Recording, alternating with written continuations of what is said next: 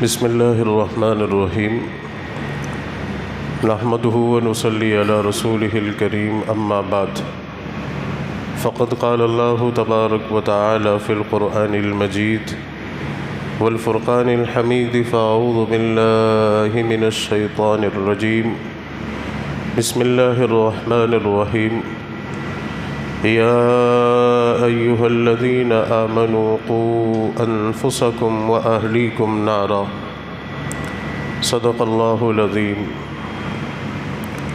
سبحان ربک رب العزة عما یصفون وسلام علی المرسلین والحمد للہ رب العالمین اللہم صلی علی سیدنا محمد وعلى آل سیدنا محمد وبارک وسلم۔ عزیزان گرامی، واجب القدر بزرگوں اور میرے دینی اور ایمانی بھائیوں، السلام علیکم ورحمۃ اللہ وبرکاتہ۔ میرے عزیزوں اور بزرگوں، یہ رمضان کا آخری عشرہ شروع ہو چکا ہے۔ رمضان کے آخری عشرے کو جہنم سے نجات کا عشرہ کہا گیا ہے، یعنی اس عشرے میں اللہ تبارک و تعالی بے شمار لوگوں کو جہنم سے نجات بخشتا ہے، ان کی مغفرت فرماتا ہے، ان کے گناہوں کو معاف کرتا ہے اور ان کو جنت سے خلاصی نصیب کرتا ہے۔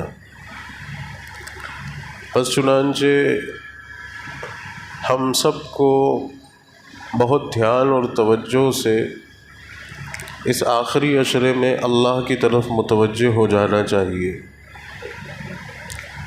اور اس آخری عشرے کی یہ خصوصیت یہ ہے کہ اس عشرے میں ایک رات ہے جو 1000 مہینوں سے افضل ہے، اور وہ رات لیلۃ القدر ہے، یعنی شب قدر ہے۔ شب قدر کی فضیلت، اس کی اہمیت کا اندازہ اس بات سے لگایا جا سکتا ہے کہ شب قدر وہ رات ہے جس کی تلاش میں اور جس کو پانے کے لیے اللہ کے پیارے حبیب جناب محمد الرسول اللہ صلی اللہ علیہ وسلم نے اعتکاف کیا۔ آپ کے اعتکاف کرنے کا مقصد لیلۃ القدر کی تلاش تھا کہ اعتکاف کر کے لیلۃ القدر کی خصوصیت کو اور اس کی فضیلت کو حاصل کیا جائے۔ بس چنانچہ دنیا بھر میں مسلمان رمضان کے آخری عشرے میں اعتکاف کرتے ہیں، اور اعتکاف کے پیچھے مقصد لیلۃ القدر کی تلاش ہے۔ لیلۃ القدر کب ہے؟ لیلۃ القدر کے تعلق سے جو روایات ہیں، ان تمام روایات میں یہ بات ارشاد فرمائی گئی کہ لیلۃ القدر رمضان کے آخری عشرے کی طاق راتوں میں سے ایک رات ہے، یعنی آخری عشرے کی یہ جو 10 راتیں ہیں، ان میں سے جو طاق راتیں ہوئیں ان میں ایک رات لیلۃ القدر کی ہوگی۔ 21، 23، 25، 27 یا 29، ان میں کوئی سی بھی ایک رات طے نہیں کی گئی کہ 21ویں ہوگی یا 27ویں ہوگی۔ ان 5 راتوں میں سے ایک رات لیلۃ القدر ہے، پس چنانچہ 5 راتوں کو جاگ کر لیلۃ القدر کو حاصل کرنا اور اس کو پانا چاہیے، اسی لیے پورے عشرے کا اعتکاف ہوا۔ تو یہ بات ہم بہت دھیان سے اس پر عمل شروع کر دیں کہ ہمیں 5 راتیں جاگنی ہیں۔ جو اعتکاف کر رہے ہیں وہ تو بدرجہ اولیٰ مسجد میں ہی ہیں، اور جو حضرات اعتکاف نہیں کر رہے ہیں اپنی مصروفیت کی بنا پر، اپنی ذمہ داریوں کی وجہ سے، وہ کم از کم ان طاق راتوں میں شب بیداری کا اہتمام کریں۔ ایک عام خلاف دین اور خلاف شرعی رواج یہ عام ہو گیا ہے ہمارے معاشرے میں کہ لیلۃ القدر 27ویں شب ہے، اور اسی رات کو عام طور سے لوگ شب بیداری کرتے ہیں لیلۃ القدر کے نام سے۔ لیکن یہ بات کسی طور پر درست نہیں ہے کہ 27ویں ہی لیلۃ القدر ہو سکتی ہے، لیکن 27ویں ہی لیلۃ القدر ہے۔ یہ تو ہمیں تو لیلۃ القدر کی تلاش اور اس کی جو فضیلت بیان ہوئی، خیر من الف شہر، کہ ایک ایسی رات ہے کہ جو 1000 مہینوں سے افضل ہے۔ یعنی جس نے اس ایک رات کو پا لیا، گویا کہ اس کے نامہ اعمال میں 1000 مہینے عبادت کرنے کا ثواب درج کر دیا گیا۔ لیلۃ القدر کو یہ خصوصیت کیوں ملی؟ لیلۃ القدر کو یہ خصوصیت اس لیے ملی کیونکہ یہ نزول قرآن کی رات ہے۔ اس رات میں قرآن مجید لوح محفوظ سے آسمانی دنیا پر اتارا گیا، تو قرآن کی عظمت کی وجہ سے لیلۃ القدر کی قدر بڑھ گئی، اور قرآن ہی کی وجہ سے رمضان کی قدر بڑھی۔ جس رات میں قرآن نازل ہوا اس کو اللہ نے 1000 مہینوں سے افضل کر دیا۔ جس مہینے میں قرآن نازل ہوا وہ مہینہ تمام مہینوں کا سردار ہو گیا۔ جس شہر میں قرآن نازل ہوا وہ شہر اور وہ سرزمین تمام سرزمینوں سے مقدس ہو گئی، اور جس نبی پر قرآن نازل ہوا وہ نبی تمام نبیوں کا امام اور تمام نبیوں کا سردار۔ جس امت کو قرآن دیا گیا وہ امت تمام امتوں سے افضل، اور جس شخص نے قرآن یاد کر لیا، قرآن کا حافظ ہو گیا، قرآن کا علم حاصل کر لیا، وہ عام لوگوں سے بہتر ہو گئے۔ جس زندگی میں قرآن آ گیا وہ زندگی ہدایت پہ آ گئی، اس شخص کو اللہ نے کامیاب کر دیا۔ جس گھرانے میں قرآن آ گیا اس گھرانے کو اللہ نے قبول کر لیا۔ جس معاشرے میں قرآن آ گیا وہ معاشرہ دنیا کے دوسرے معاشروں سے بہتر ہو گیا۔ جس نظام میں قرآن آ گیا اس نظام کو اللہ نے دنیا کے باطل نظاموں پہ بالادستی عطا فرما دی۔ تو یہ جو سب کچھ جو ہے وہ قرآن ہے، اور قرآن اللہ کا کلام ہے، اور اللہ کے کلام کو اللہ کی تمام کلاموں پہ، اللہ کے نظام کو تمام نظاموں پہ، اللہ کے دین کو تمام دینوں پر ایسی ہی فضیلت حاصل ہے جیسی کہ خالق کائنات کو تمام مخلوق پر حاصل ہے۔ جیسا کہ سورج کو ستاروں پر حاصل ہے۔ تو سب سے بڑا پیغام رمضان کا، سب سے بڑا پیغام لیلۃ القدر کا، سب سے بڑا پیغام اس خیر و برکت کے مہینے کا وہ ہے قرآن مقدس، کہ اب یہ تمام فضیلتوں کو سن کر، سمجھ کر، جان کر ہم اپنی زندگی کو قرآن والی زندگی بنا لیں، ہم قرآن پڑھنے والے بن جائیں۔ اور ایک بڑی پیاری حدیث اللہ کے رسول فرماتے ہیں، خیرکم من تعلم القرآن وعلمہ، اے لوگوں تم میں بہترین لوگ وہ ہیں جو قرآن کو سیکھتے ہیں اور قرآن کو سکھاتے ہیں۔ تو ہم قرآن سیکھنے والے بن جائیں، سب سے پہلے تو قرآن سیکھیں، ہم سب کو ضرورت ہے۔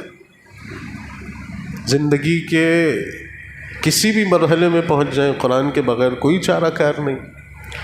قرآن سیکھنے والے بنے، پھر قرآن سکھانے والے بنے، اور قرآن لوگوں کو سیکھنے میں معاون بنے۔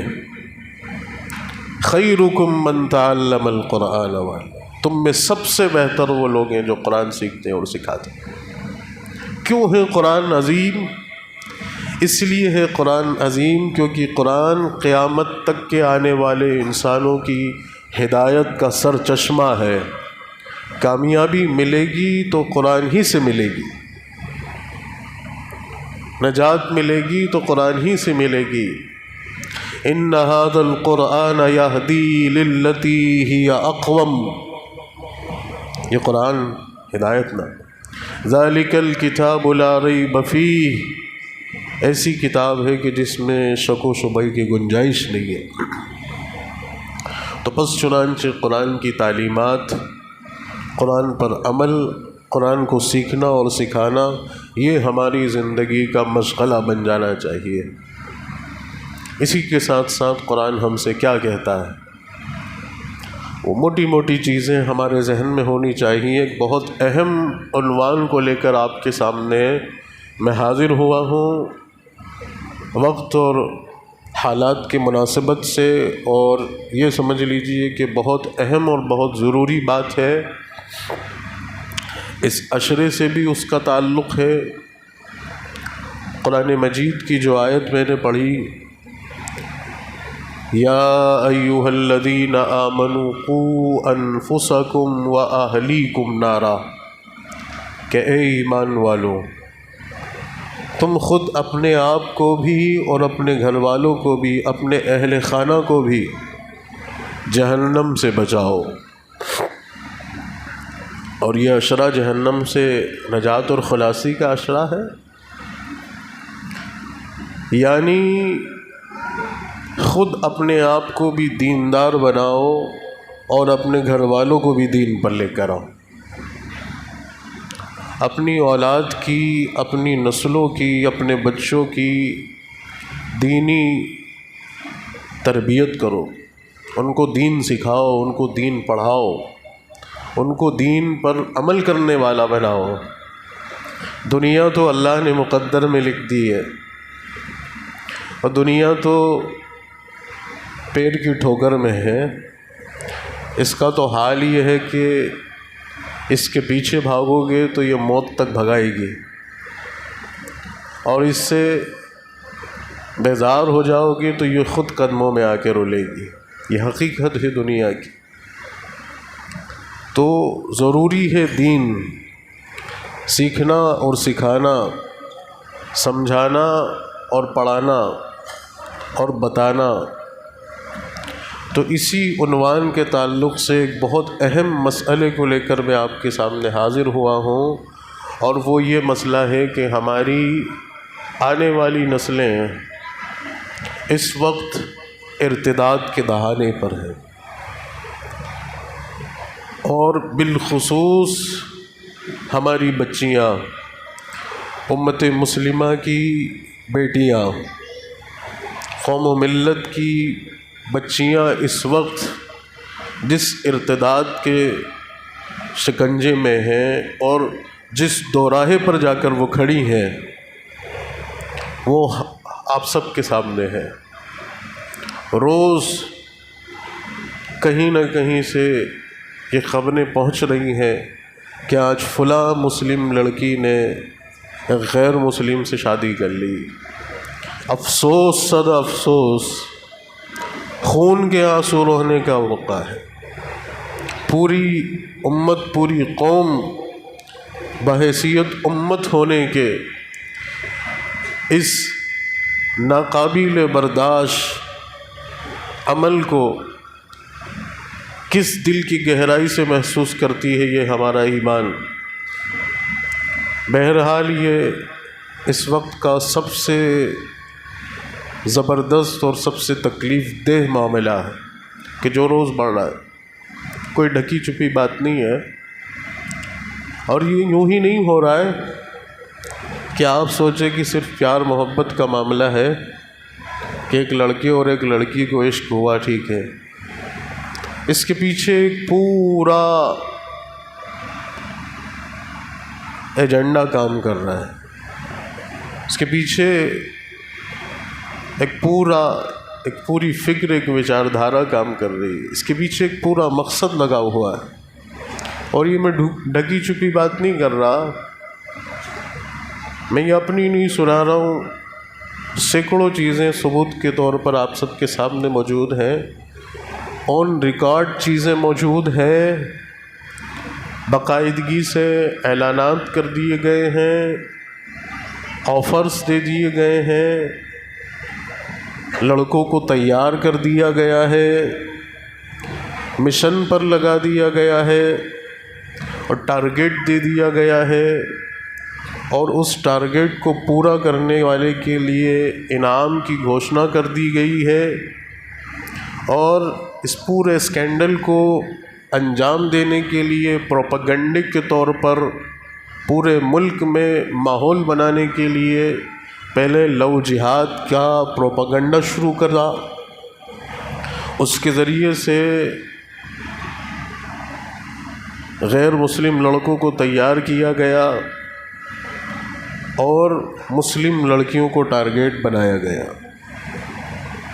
نتیجہ یہ ہے کہ ملک کے بہت ہی مستند اور بہت ہی قابل احترام عالم دین حضرت مولانا سجاد نعمانی صاحب اپنے بیانات، اپنی تقریر میں یہ بات کہہ چکے ہیں کہ پچھلے کچھ سالوں میں 8 لاکھ مسلم لڑکیوں نے غیر مسلم لڑکوں سے شادی کی، 8 لاکھ مسلم۔ اور ایک تحریر میری ابھی کل ہی رات کو میں پڑھ رہا تھا تو ٹائمز آف انڈیا کی رپورٹ تھی، پچھلے 2 سال میں 40,000 مسلم لڑکیاں غیر مسلم لڑکوں سے شادیاں کر چکی۔ ایک نیوز چینل کے اینکر نے بطور اعلان یہ بات کہی ہے کہ ہمیں 60 لاکھ مسلم لڑکیوں سے اپنے لڑکوں کی شادیاں کروانا ہے، تب یہ جو ریشو پاپولیشن کا آ رہا ہے اس کو ہم کور کر پائیں گے، ہمیں 60 لاکھ مسلم لڑکیاں چاہیے۔ یہ آن ریکارڈ چیزیں موجود ہیں، یہ سب چیزیں میں وہ نہیں بتا رہا کہ جو کہیں چھپی ہوئی ہوں، آپ سرچ کریں گے آپ کے سامنے ہوں گی۔ ان تمام چیزوں کے ہو جانے کے بعد بحیثیت قوم اور ملت ہمارا کیا ریئیکشن، کیا رویہ ہے، تو آپ سب جانتے ہیں کہ ہم نے اس چیز کو روکنے کے لیے کیا کیا، ہم اس معاملے کو لے کر کتنا سنجیدہ ہیں۔ بس صرف اس لڑکی کا باپ ہی قصوروار نہیں ہے، اسی کی غیرت پر تماچا نہیں پڑا ہے کہ وہ منہ چھپاتا پھرے۔ کلمہ پڑھنے کے تقاضے سے امت کا ہر غیور مسلمان اس داغ کو اپنے اوپر محسوس کرے،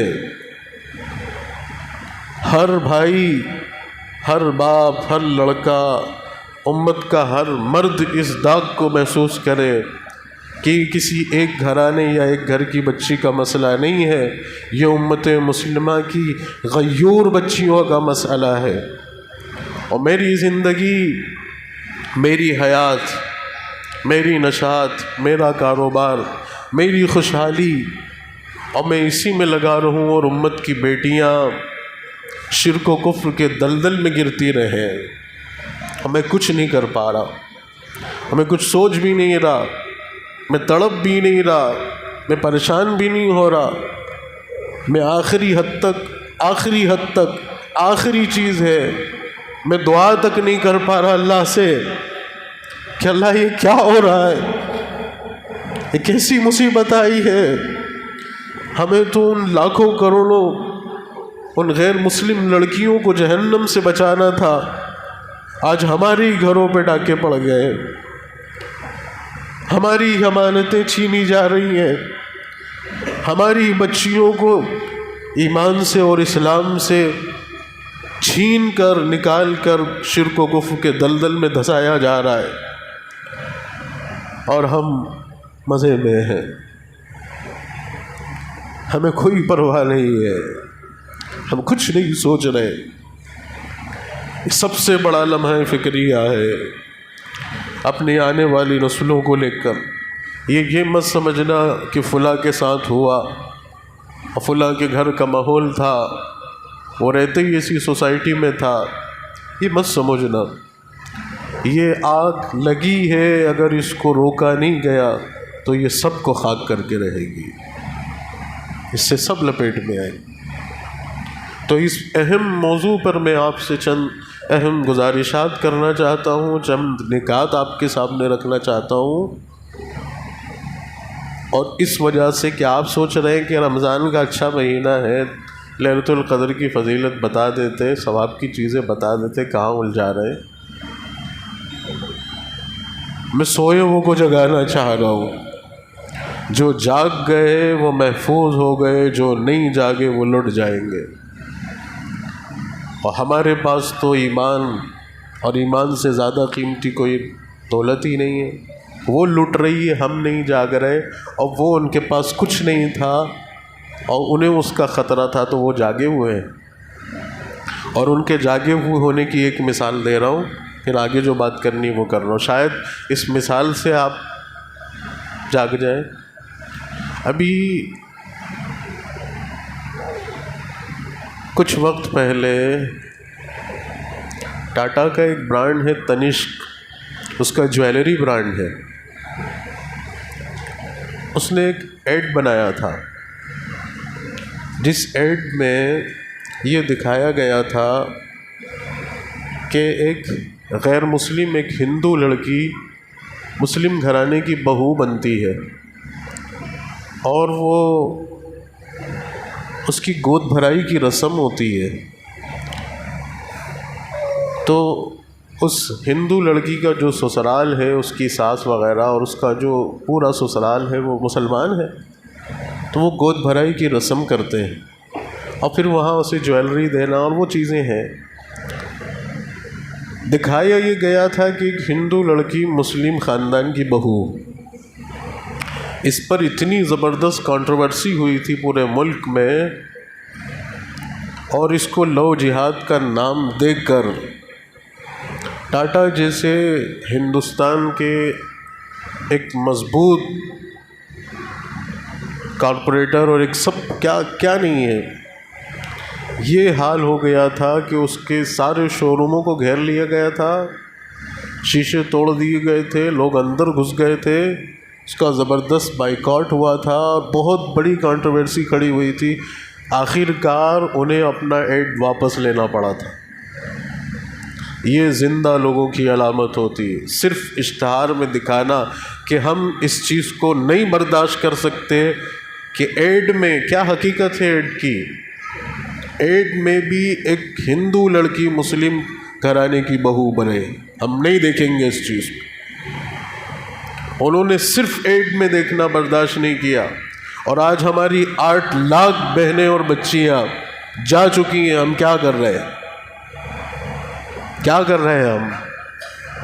کیا کر رہے ہیں ہم؟ سب کے لیے یہ لمحہ فکری ہے۔ تو میرے عزیزوں، بہت اہم مسئلہ ہے یہ، اس کے پیچھے وجہ کیا آ رہی ہے، کیوں ایسا ہو رہا ہے، کیوں ایسا ہو رہا ہے؟ ایسا ہونے کی وجہ یہ ہے، 2 وجہ نوٹ کریے گا جو سب سے اہم ہے، اور بھی وجہ ہوں گی لیکن جو میں نے غور کیا 2 وجہیں ہیں۔ سب سے بڑی وجہ تو یہ ہے کہ ہم نے اپنی بچیوں کو دین نہیں سکھایا، اسلام کی عظمت نہیں بتائی، اسلام نہیں بتایا کہ اسلام کیا ہے، اور شرک اور کفر کی قباحت بھی نہیں بتائی۔ جب تک آپ اچھے اور برے کو دونوں کو بتانا پڑے گا، جب تک آپ اچھے اور برے کو نہیں بتائیں گے تب تک کسی کے لیے فیصلہ کرنا آسان نہیں ہے کہ وہ کس کو چنے اور کس کو نہیں۔ نہ ہم نے اسلام بتایا کہ اسلام بیٹا کیا ہے، نہ شرک و کفر کی قباحت بتائی۔ قرآن میں دونوں چیزیں بھری پڑی ہیں، جہاں اللہ نے اسلام اور اسلام کی خوبیاں اور اسلام پہ چلنے والوں کے انعامات بیان کیے ہیں، وہاں شرک اور کفر کی قباحت کو اور اس کی خباثت کو اور اس کی ناپاکی اور اس کی پلیدگی کو اور اس پر چلنے والے لوگوں کی سزاؤں کو بھی بیان کیا ہے، تو یہ دونوں چیزیں نہیں بتائی ہم نے۔ سب سے بڑی کبھی اگر ہم بتا دیتے کہ دین کیا ہے، اسلام کیا ہے، تو آج یہ نوبت نہیں۔ ایک چیز۔ دوسری چیز، ہم نے انہیں اسلامک زندگی جی کر نہیں دکھایا، ایک شرعی زندگی جی کر نہیں دکھایا، خاص طور سے لڑکیوں کے تعلق سے۔ جہاں اپنے حقوق کی بات آئی کہ ہمیں حق ادا کرنا ہے، وہاں ہم ان کے اوپر اسلام کو بطور جبریہ تھوپتے ہیں، اور جہاں اپنے آپ کو عمل کر کے دکھانا تھا وہاں ہم کورے ہیں۔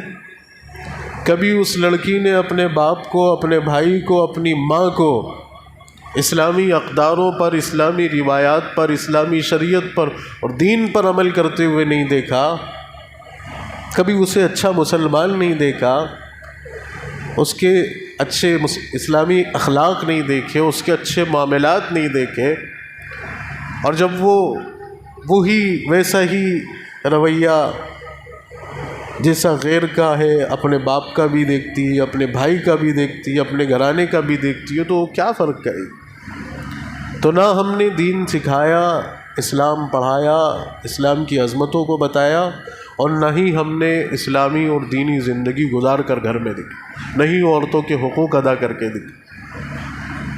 اگر صرف عورتوں کے حقوق ہم ادا کر جائیں جو شریعت نے ہمارے اوپر رکھے ہیں، ہم وہ حقوق ادا کر دیں، تو آپ یقین جانیے کوئی مسلم لڑکی تو کیا اسلام کو چھوڑ کر جائے گی، غیر مسلم عورتیں خود اسلام میں جھونک در جھونک آئیں گی، اور وہ یورپ میں ہو رہا ہے، وہاں ہو رہا ہے۔ بڑی تعداد میں غیر مسلم لڑکیاں، خاص طور سے غیر مسلم خواتین اسلام میں داخل ہو رہی ہیں۔ وجہ یہ کہ وہاں کے مسلمان دین اور شریعت پر آ گئے، وہ اپنی بیویوں کے ساتھ، اپنی بیٹیوں کے ساتھ، اپنی بچیوں کے ساتھ، اپنی بہنوں کے ساتھ اسلامی شریعت کی رعایت کرتے ہوئے زندگی گزارتے ہیں۔ تو جب وہ عورتیں اور آزاد خیال عورتیں جب دیکھتی ہیں کہ مسلم خواتین کو اتنا اچھا پروٹیکشن، اتنی اچھی عزت، اتنا اچھا تحفظ اور اتنی سکون بھری زندگی ہے، تو ہم اس دلدل میں، اس نرک میں کیوں پھنسے رہے؟ وہ دیکھتی ہیں کہ ایک مسلم شوہر اپنی بیوی کو کس خوش اخلاقی کے ساتھ رکھتا ہے، اس کے اسٹیٹس کے مطابق رکھتا ہے، اس کی شریعت کے اور دین کے دائرے میں ضرورتیں پوری کرتا ہے، اس کی خواہشات پوری کرتا ہے۔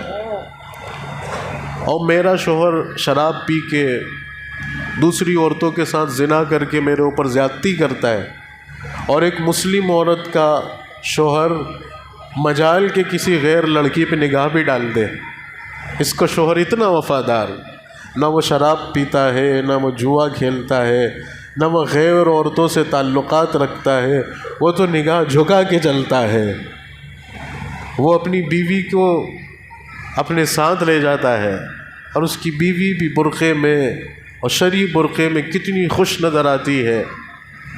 تو جب وہ عورتیں اسلام کو عملی طور پر دیکھتی ہیں، تو آپ رپورٹ پڑھ لیں، اخبارات، جرائد اٹھا کر دیکھ لیں کہ کتنی تیزی سے ویسٹرن کنٹریز کے اندر خاص طور سے عورتیں اسلام میں داخل ہو رہی ہیں۔ وجہ یہی بن رہی ہے کہ وہ وہاں کے مسلمانوں کی عملی زندگیوں کو دیکھ رہی ہیں اور انہیں اسلام سمجھ آ رہا ہے۔ ابھی میں جب پڑھ رہا تھا، 2011 کی بات ہے، تو بھوپال کے تبلیغی مرکز پہ انگلینڈ سے ایک جماعت کام کر کے آئی تھی، اور بھوپال کے ذمہ دار تھے تبلیغ کے۔ وہ 4 مہینے یورپ میں لگا کے آئے تھے، جو بھی ترتیب تھی ان کی، انہوں نے کارگزاری سنائی تھی۔ ان میں ایک صاحب تھے جو سن 80 میں اپنی بس جوانی میں ہی یورپ گئے تھے جماعت کے سفر میں۔ تو انہوں نے اپنی رپورٹ کی بتائی تھی کہ اس وقت ہم نے وہاں کا ماحول دیکھا تھا کہ ہمیں روڈ پر بازار میں، یہاں تک کہ مسلمان گھرانوں میں بھی کوئی بھی عورت برقعے والی نہیں دکھی۔ ہمارے دینی اجتماعات ہوئے تو ان اجتماعات میں ہمیں بولنا پڑا کہ آپ تھوڑا ذرا شرعی پردے کا اہتمام کر کے آئیں، بتانا پڑا، یہ حال تھا۔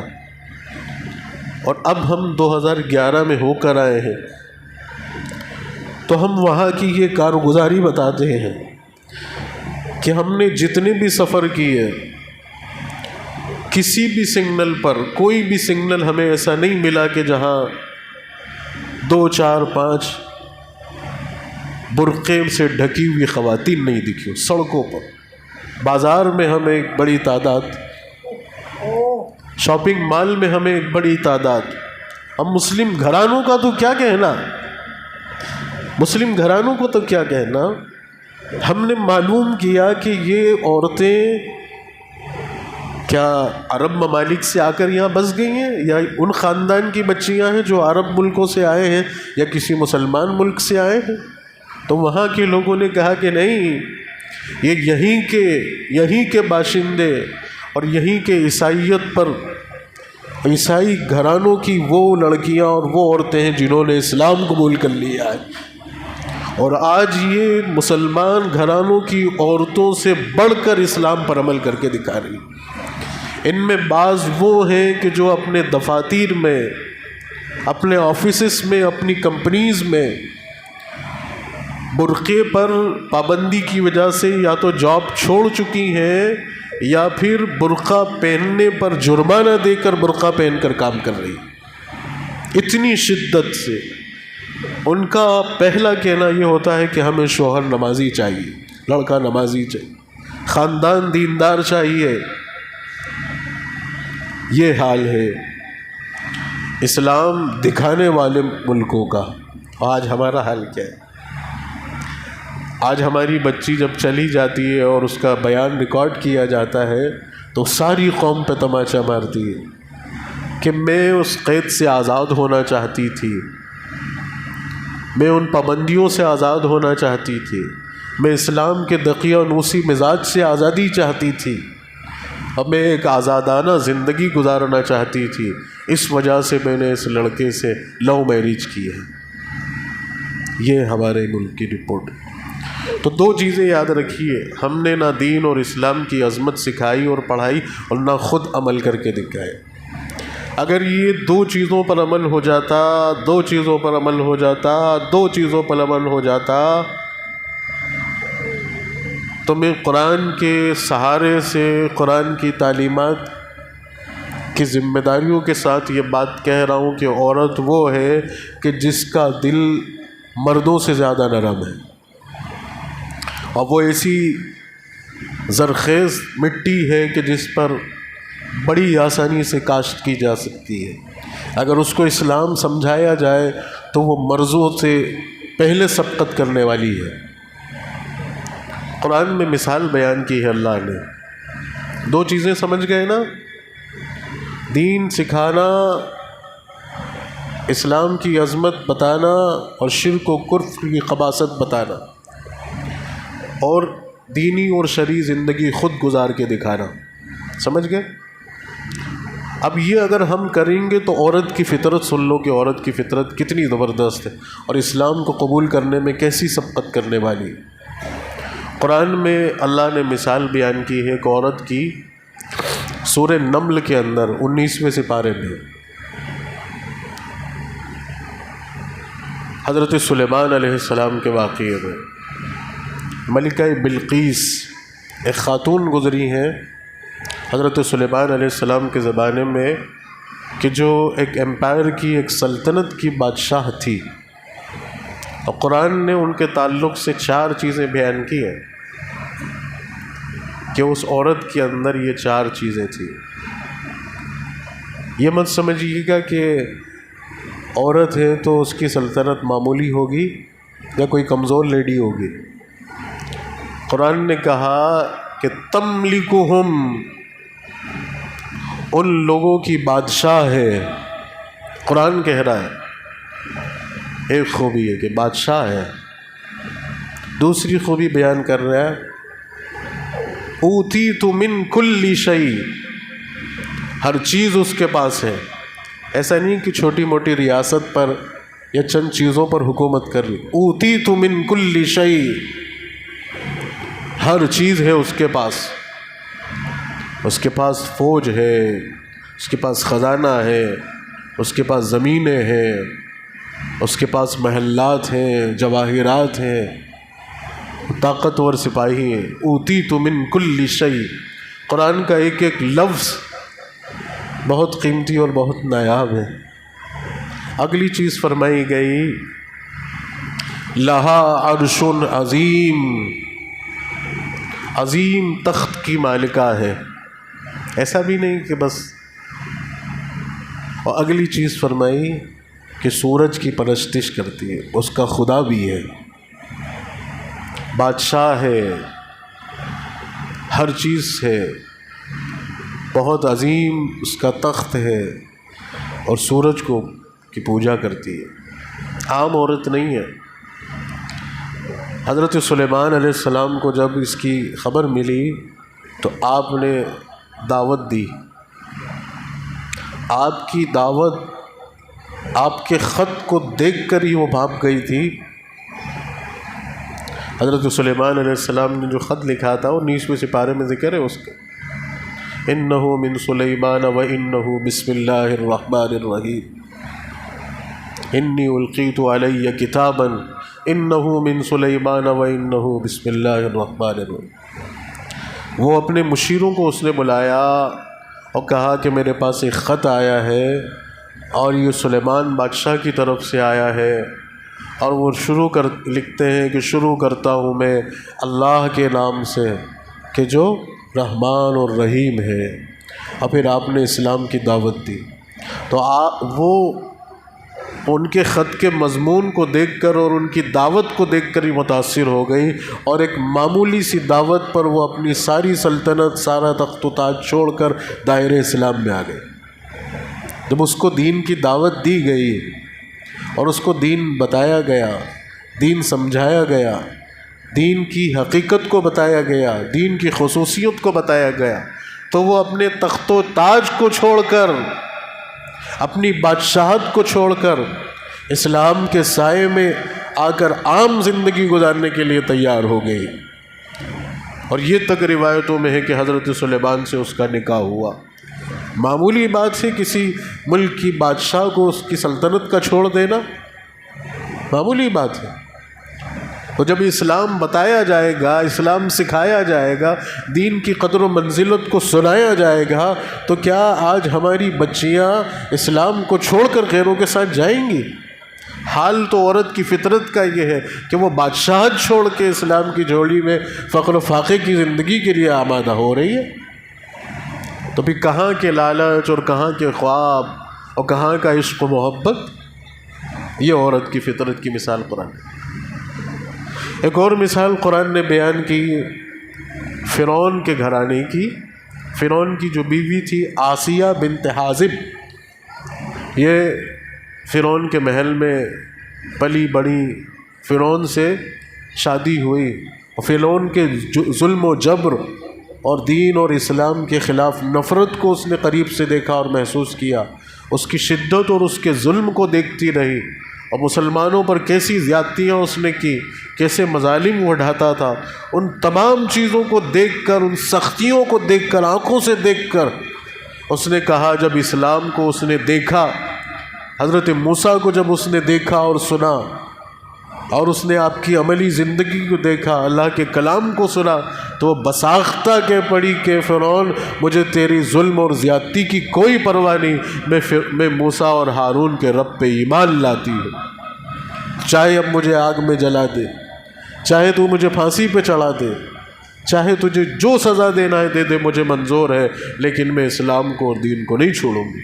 تو یہ بھی عورتوں نے مثال پیش کی کہ تلوار کی دھار پر اور پھانسی کے پھندے پر بھی انہوں نے اسلام کو نہیں چھوڑا، اسلام سمجھ لیا تو۔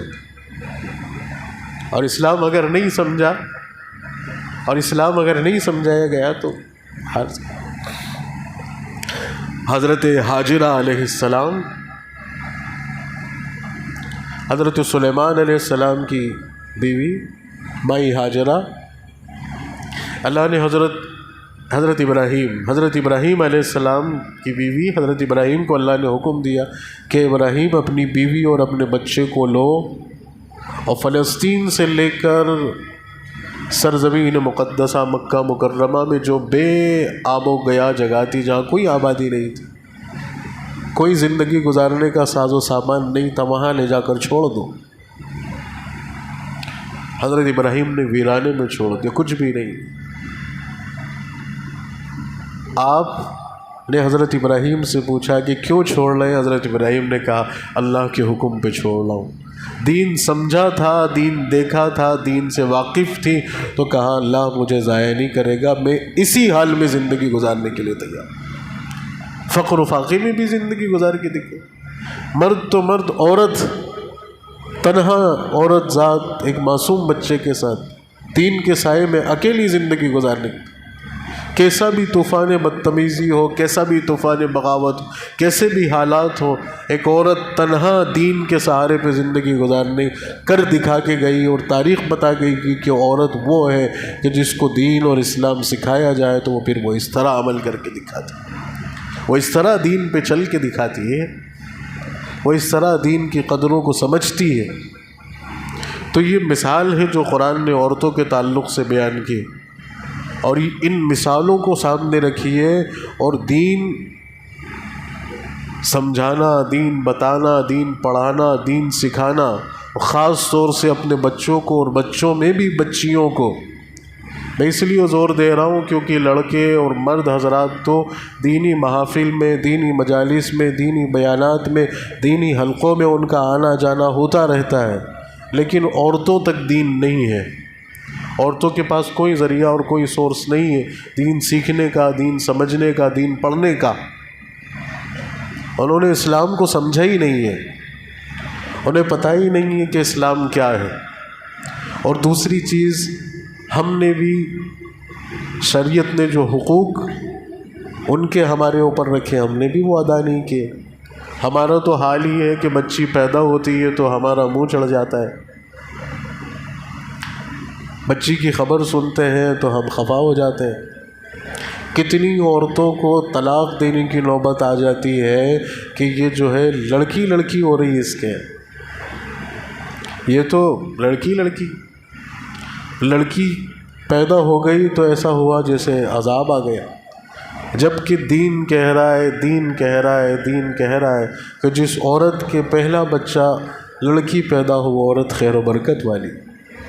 اللہ کے نبی فرما رہے ہیں کہ جس شخص نے 3 لڑکیوں کی یا 3 بہنوں کی تربیت کی اور پھر عزت کے ساتھ ان کو رخصت کیا، یا 2 لڑکیوں کی یا 2 بہنوں کی تربیت کی اور عزت کے ساتھ رخصت کیا، تو اس شخص کو میں جنت کا پروانہ دیتا ہوں، اس شخص کے جنتی ہونے کی میں ضمانت دیتا ہوں۔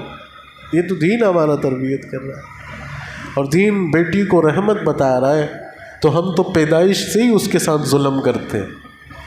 اس کے بعد پھر وہ جب بڑی ہوتی ہے تو تعلیم میں فرق کرتے ہیں، بچوں کو، لڑکیوں کو اچھا پڑھانا، لڑکی کو معمولی پڑھانا، اور یہ بات کہنا کہ لڑکا لڑکی کو پڑھانا ضروری ہے، اس کو قابل بنانا ضروری ہے، یہ قابل بنے گا، اچھا کمائے گا، اچھا گزارا ہوگا، اور لڑکی کے تو ہاتھ پیلے کر کے اس کو تو رخصت کرنا، یہ کیا کرے گی زیادہ پڑھ لے؟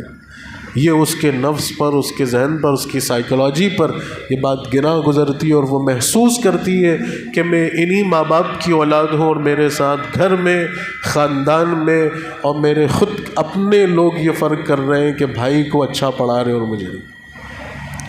لڑکے کی فرمائشیں پوری ہو رہی ہیں، لڑکی کو ڈانٹ کے خاموش بٹھایا جا رہا ہے۔ اور اب جب وہ بڑی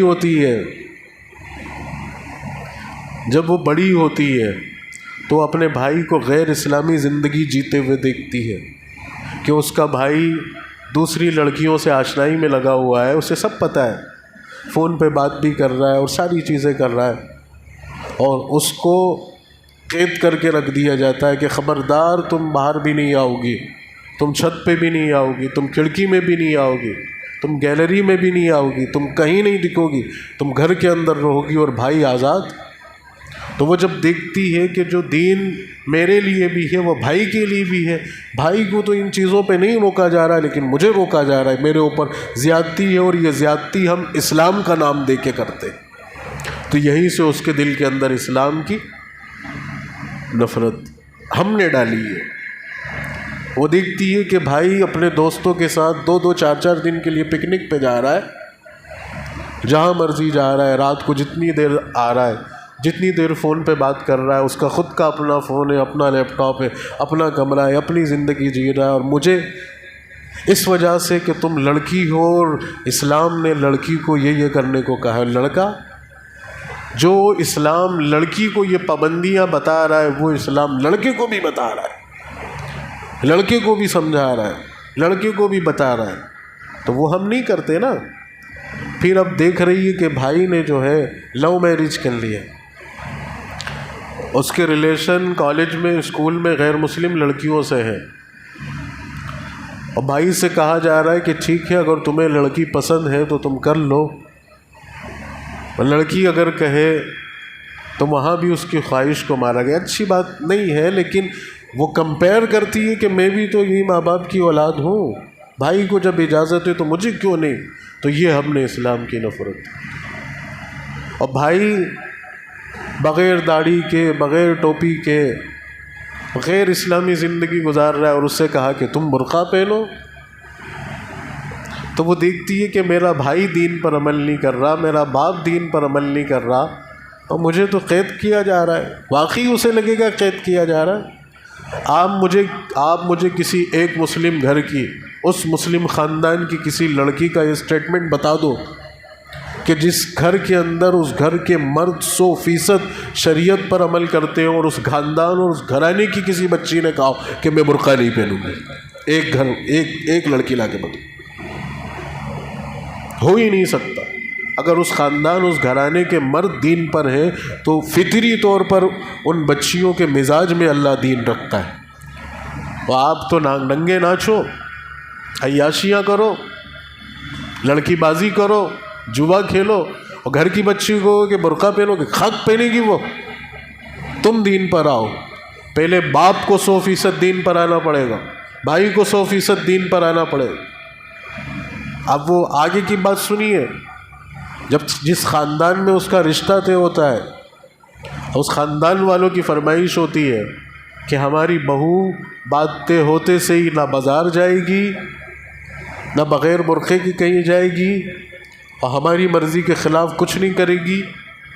چلیے اچھی بات ہے، آپ رشتہ کر رہے ہیں، آپ اپنے گھر بہو لا رہے ہیں، لیکن اس خاندان کا حال یہ کہ اس خاندان کی بچیاں بازار میں گھوم رہی ہیں، بغیر برقعے کے گھوم رہی ہیں، وہ اپنی بہو پہ ہی تو پابندی لگا رہے ہیں لیکن اپنی بیٹیوں کو آزاد گھما رہے ہیں۔ گھر کے اندر بہو کو جو ہے 4 دیواری میں قید کر کے رکھا ہے، کہا ہے کہ تم آگے ہال میں بھی نہیں آ سکتی، تمہاری آواز بھی اونچی نہیں آنی چاہیے۔